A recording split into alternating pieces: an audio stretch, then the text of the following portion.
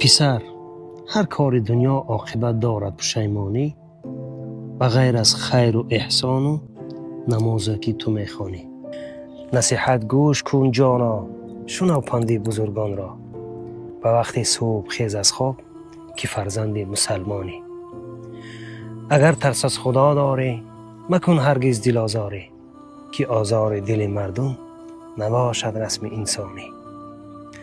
مشو مغرور مال و زر اگر عقل از تو را بر سر، که روز میرسد آخر و زیر خاک پنهانی. من ربک. گذر کردی ز قبرستان بخوان تو آیت قرآن، شود روز به آرامگاه تو را آرند مهمانی. بیارندت به محشرگاه خدا قاضی شود آنجا، و جنت می روی یا نار جوابش را نمیدانی. به همون خاطر پسر، هر کار دنیا عاقبت دارد پشیمانی و غیر از خیر و احسان و نمازی که تو میخوانی. سنقود الدنيا بالأنفال ونحطم كفرا بالأنفال.